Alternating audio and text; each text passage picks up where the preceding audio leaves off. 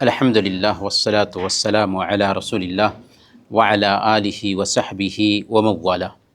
محترم بھائیو، السلام علیکم ورحمۃ اللہ وبرکاتہ۔ آج کی اس مجلس میں ہم ثلاثیات رمضان کے حوالے سے گفتگو کریں گے۔ ثلاثیات رمضان کیا ہے؟ یعنی رمضان سے متعلق وہ تین باتیں جو اللہ کے نبی صلی اللہ علیہ وسلم نے بیان کی ہیں یا اللہ کے نبی صلی اللہ علیہ وسلم کے فرمان سے وہ باتیں ہمیں سمجھ میں آتی ہیں۔ تو رمضان سے متعلق تین باتوں میں سے پہلی بات، رمضان کی تین خصلتیں۔ اللہ کے نبی صلی اللہ علیہ وسلم نے صحیح بخاری اور صحیح مسلم کی روایت کے مطابق بیان فرمایا، جب رمضان کا مہینہ داخل ہوتا ہے فتحت ابواب الجنہ، تو جنت کے دروازے کھول دیے جاتے ہیں، وغلقت ابواب جہنم، جہنم کے دروازے بند کر دیے جاتے ہیں، وسلسلت الشیاطین، اور سرکش شیاطین کو قید کر دیا جاتا ہے۔ گویا کہ رمضان کی یہ تین خصلتیں ایک ہی حدیث میں اللہ کے نبی صلی اللہ علیہ وسلم نے بیان فرمائیں کہ جب رمضان آتا ہے تو جنت کے دروازے کھول دیے جاتے ہیں، جہنم کے دروازے بند کر دیے جاتے ہیں، اور سرکش شیاطین قید کر دیے جاتے ہیں، تاکہ بندہ مومن زیادہ سے زیادہ نیکیوں کا توشہ تیار کر لے۔ دوسری چیز، جس نے تین چیزیں رمضان میں اکٹھا کر لیں اس کی مغفرت کر دی جاتی ہے۔ وہ تین چیزیں کیا ہیں؟ سب سے پہلے اللہ کے نبی صلی اللہ علیہ وسلم نے بخاری اور مسلم کی روایت کے مطابق بیان فرمایا، من صام رمضان ایمانا واحتسابا غفر له ما تقدم من ذنبہ، جس نے ایمان کے ساتھ اور ثواب کی نیت سے رمضان کے روزے رکھے اس کے پچھلے گناہ معاف کر دیے جاتے ہیں۔ دوسری حدیث صحیح بخاری اور صحیح مسلم ہی کی ہے، اللہ کے نبی صلی اللہ علیہ وسلم نے بیان فرمایا، من قام رمضان ایمانا واحتسابا غفر له ما تقدم من ذنبہ، جو آدمی ایمان کے ساتھ اور ثواب کی نیت سے رمضان کا قیام کرتا ہے اس کے پچھلے سارے گناہ معاف کر دیے جاتے ہیں۔ اور تیسری حدیث صحیح بخاری اور صحیح مسلم ہی کی ہے، من قام لیلۃ القدر ایمانا واحتسابا غفر له ما تقدم من ذنبہ، جو آدمی لیلۃ القدر میں ایمان کے ساتھ اور ثواب کی نیت سے قیام کرتا ہے اس کے پچھلے گناہ معاف کر دیے جاتے ہیں۔ تو تین چیزیں یعنی رمضان کے روزے، تراویح اور لیلۃ القدر میں قیام، یہ تین چیزیں اکٹھی ایک جگہ پر بیان کی گئی ہیں جو ثلاثیات رمضان میں سے ہے۔ تیسرے نمبر پر تین محروم لوگ کون ہیں؟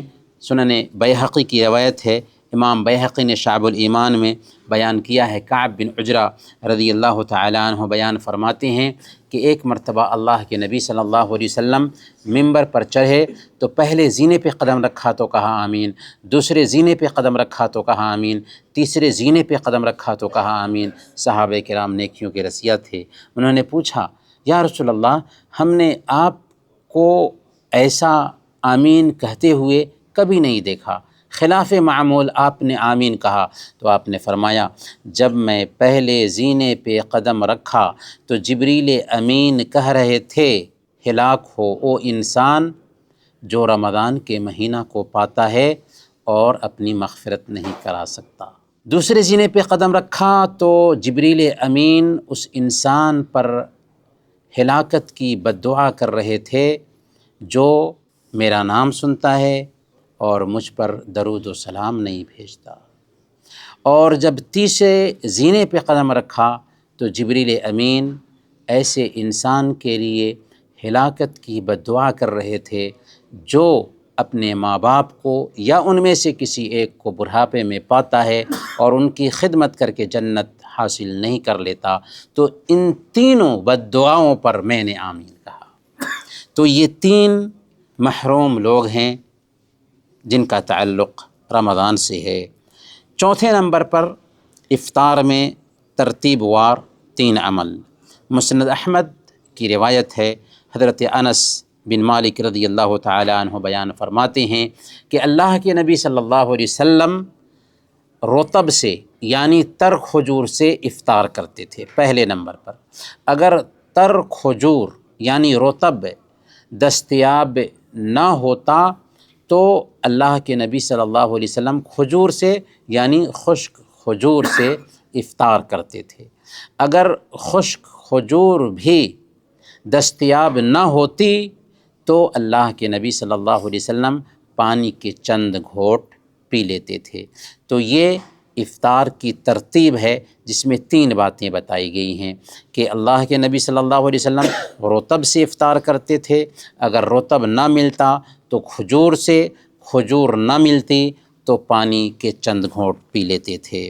اسی طریقے سے روزے کی حالت میں 3 چیزوں سے پرہیز کی بھی بات کہی گئی ہے۔ صحیح بخاری کی روایت ہے، اللہ کے نبی صلی اللہ علیہ وسلم نے ارشاد فرمایا، من لم يدع قول الزور والعمل به والجهل فليس لله حاجة في ان يدع طعامه وشرابه۔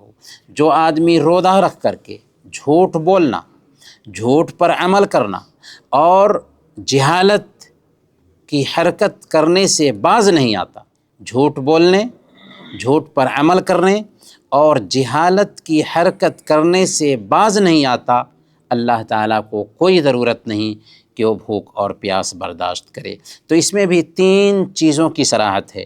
جھوٹ بولنے کے اندر صرف جھوٹی بات کہنا نہیں ہے، غیبت بھی ہے، چغلی بھی ہے، جو بھی زبان کے ذریعہ باطل کا اظہار کرتے ہیں وہ ساری چیزیں جھوٹ کے اندر آ جاتی ہیں، اور جھوٹ پر عمل کے اندر وہ ساری چیزیں آ جاتی ہیں جو ہم اپنے عمل سے، کردار سے انجام دیتے ہیں، غلط اخلاقی رویے۔ تو جو بھی غلط اخلاقی رویے ہم اپنے کردار سے انجام دیتے ہیں وہ سب کے سب اس عمل کے اندر آ جاتے ہیں۔ اور جہالت میں کیا ہے؟ نادانی والی حرکتیں۔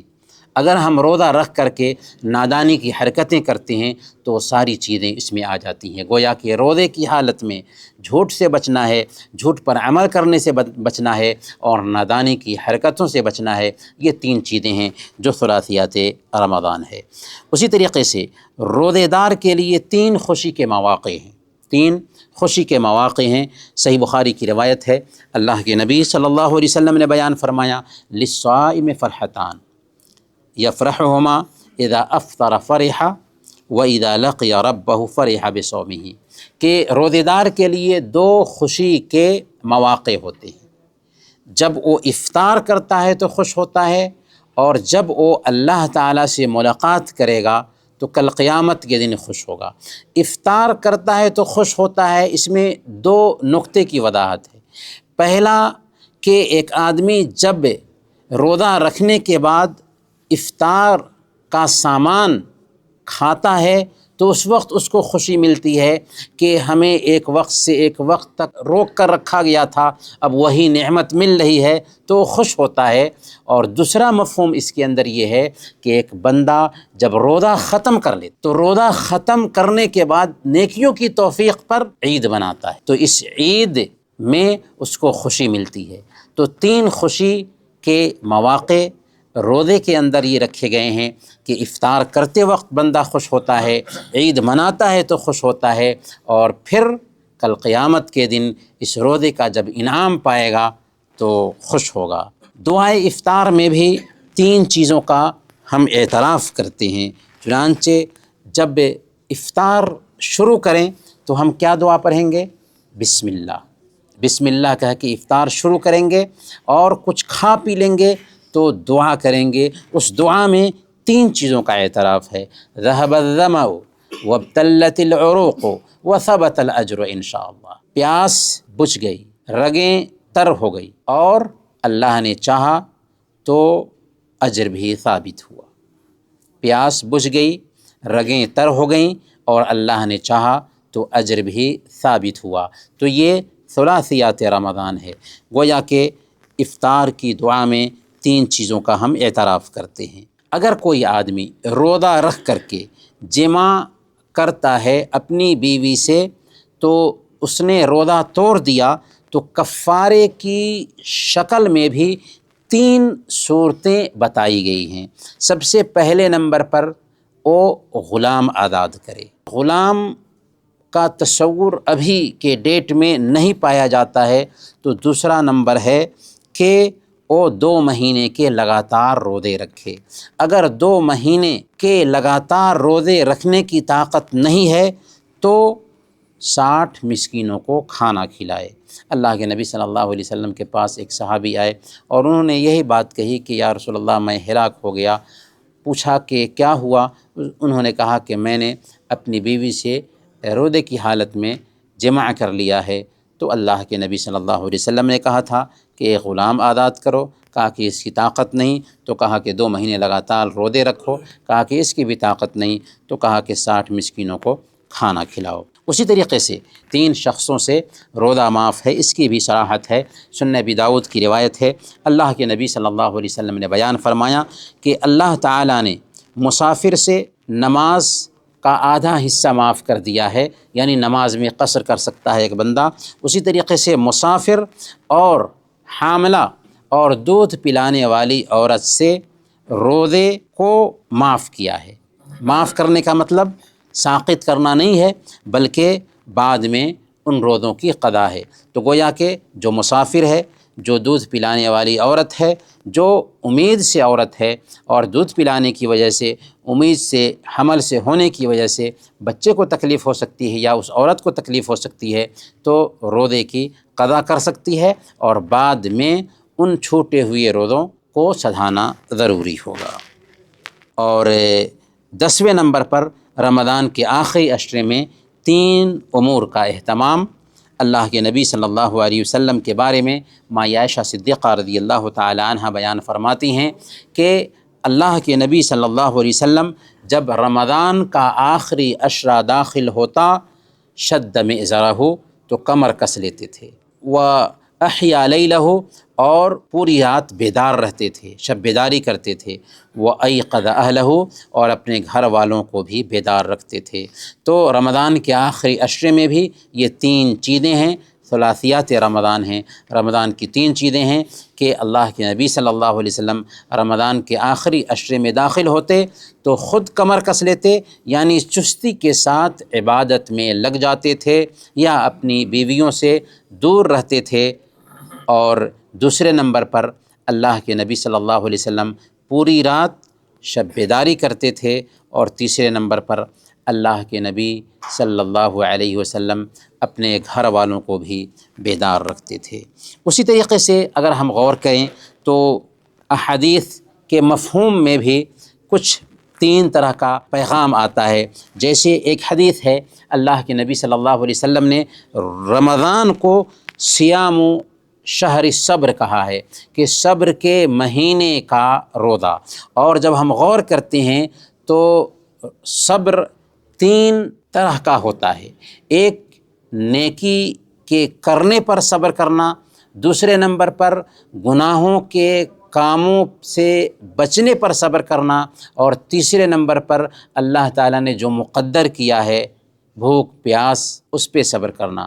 تو گناہوں سے بچنے پر صبر، نیکی کرنے پر صبر، اور بھوک پیاس برداشت کرنے پر صبر، گویا کہ روزہ کے اندر صبر کی یہ 3 قسمیں بھی پائی جاتی ہیں۔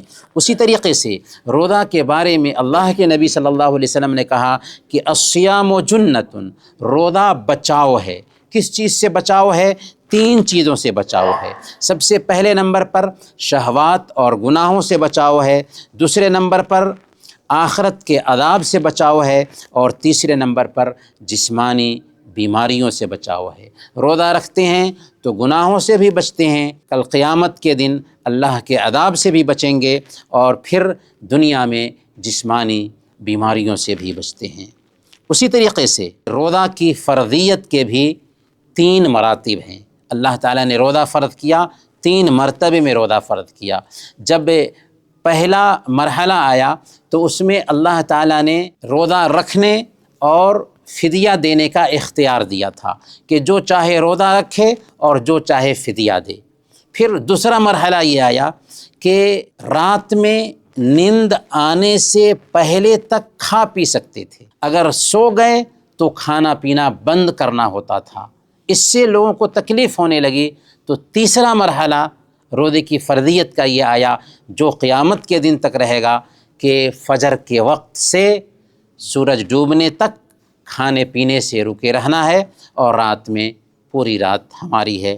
تو گویا کہ یہاں پر روزے کے مراتب بھی بیان کیے گئے ہیں، اور روزہ کے 3 مراتب یہ بھی ہیں کہ ایک ہے پیٹ کا روزہ کہ آدمی کھانے پینے سے خود کو روک کر رکھے، اور یہ ادنا درجے کا روزہ ہے، اور دوسرا ہے اعضاء و جوارح کا روزہ، اور یہ اس سے اعلیٰ درجے کا روزہ ہے، اور تیسرا ہے دل کا روزہ کہ ایک انسان اپنے دل کو روزہ رکھوائے اور دل ہر گندگی سے پاک ہو جائے۔ اگر ایسا کر لیتا ہے تو حقیقی معنوں میں اس کا روزہ ہے، اس نے اپنے اعضاء و جوارح کو، اپنے ہاتھ کو، اپنی زبان کو، اپنی آنکھ کو، اپنے کان کو ہی روزہ نہیں رکھوایا بلکہ اپنے دل کو بھی پاک کر لیا، اور یہ روزہ کا اعلیٰ درجہ ہے۔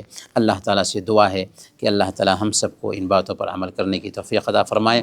آمین و صلی اللہ علی نبینا محمد وعلی آلہ وصحبہ۔